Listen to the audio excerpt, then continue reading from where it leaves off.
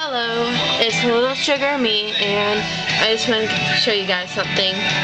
So you got plain old Greenie, you don't know what to do with it, you don't want to just give it to your dog, because that's not going to teach the dog anything.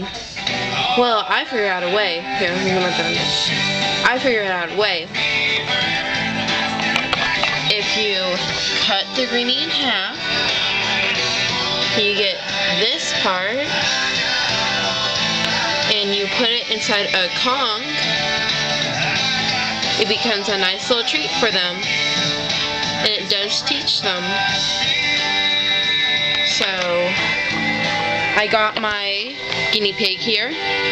Yeah, let's give her that. Let's see how she reacts.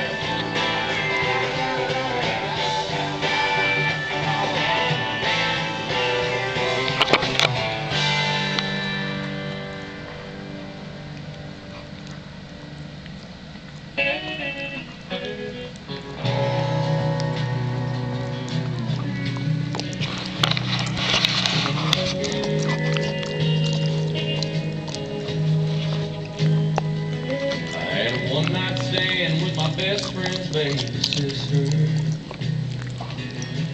To this day he still won't speak to me.